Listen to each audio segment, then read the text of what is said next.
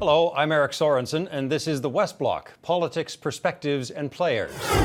I may ask on the Russia investigation, are you concerned that you may have I'm not concerned about anything with the Russian investigation because it's a hoax. That's enough. Put down the mic. Mr. President, are you worried about indictments coming down in this investigation?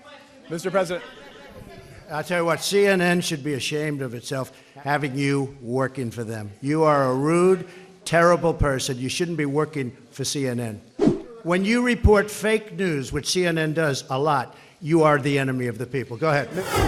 According to President Trump, the enemy of the people was, in that moment, Jim Acosta, chief White House correspondent for CNN. Enemy of the People is also the title of his new book. And Jim Acosta joins us now from Washington. Jim, thanks for joining us. That exchange we just watched lasted really about 3 minutes. 8 months later, how do you feel about it? You know, I feel good about it, and if I had to do it all over again, I would still try to get that question asked. One of the things that I try to do in my book is, print some of the transcripts from some of these exchanges with the president, so the reader can read for themselves exactly what goes on. You know, the president is starting to interrupt you just as soon as you get the first few words out of your mouth. So it is a difficult experience trying to press the president on some of these things and hold his feet to the fire.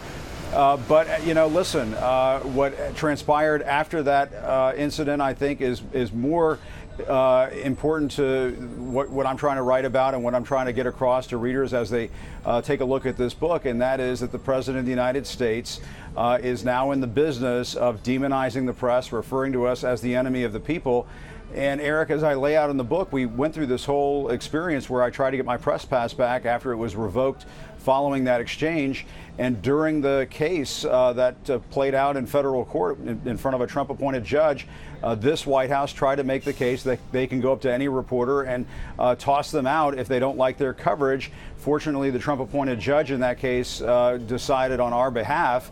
But it just goes to show you the stakes here in Washington right now. They are quite high when the President of the United States feels it's okay to refer to the press as the enemy and fake news. Well, I mean, clearly, as we saw in that exchange, there is a risk to being abused if you're a journalist challenging the president.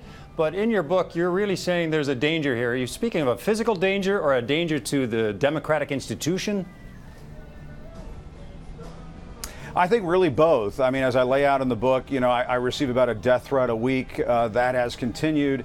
It's gone on for the last couple of years. But it's not just me. My fellow reporters who cover the White House, anchors, correspondents here in the U.S., they've all been dealing with similar experiences. And it's something that I feel that the public has a right to know about, not only here in the United States, but in places like Canada, where people care about democratic freedoms. I think also when the President of the United States feels it's okay to refer to the press as the enemy, then yes, something bigger is at stake, and that is how the public values a First Amendment, values a free press, and that has been very much under attack over the last couple of years, as we've seen, at rally after rally.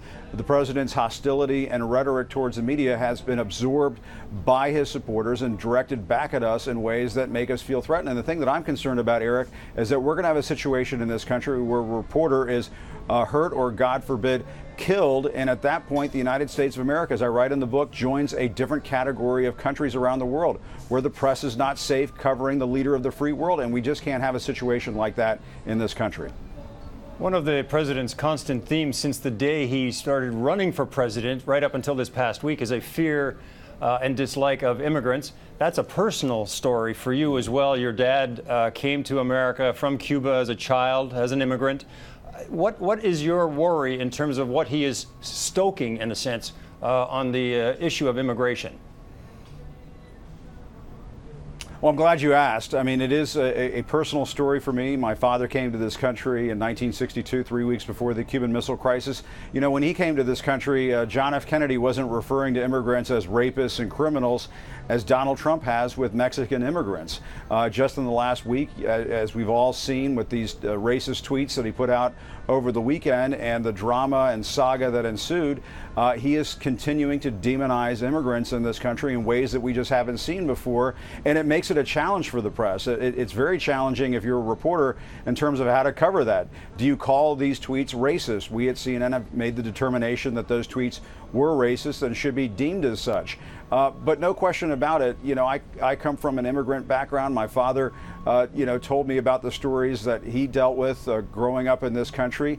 But he dealt with warmth and compassion in many cases. Talked about the teacher who would pull him out of class every day to help him learn how to read and write. Talked about the Presbyterian church just across the Potomac River in Northern Virginia that provided he and my grandmother with coats and sweaters and so on. And so while I was born in this country, I feel I was very much exposed to an immigrant experience in the United States that is very different than what is happening right now in the U.S., where there are lots of immigrants across this country who are living in fear. And to me, that's just an un-American type of experience, and one that we in the press have to really take a cold, hard look at. I mean, many in Canada are watching what's happening down there with a certain level of shock, because we wonder, is America changing? Because this president is sitting in the 40s in terms of popularity and within striking distance of a re-election. Is America changing? Yeah. Well, as I write in the book, I'm less concerned about what Donald Trump is doing to America than what we're doing to ourselves. When you have a rally like we saw the other night in North Carolina, where people are chanting "Send her back," with respect to Congresswoman Ilhan Omar, to some extent, yes, America is changing. But as Winston Churchill used to say, the United States typically does the right thing after exhausting all other options.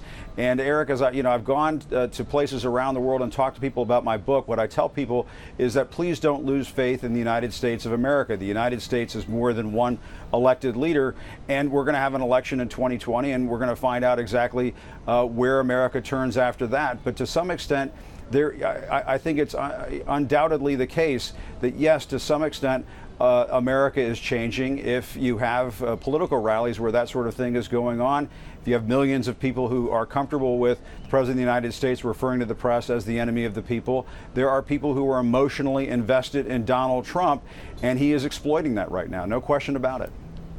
All right. Well, Jim Acosta, the book is The Enemy of the People, A Dangerous Time to Tell the Truth in America. Thank you for talking to us about it. Thank you, Eric. Appreciate the time.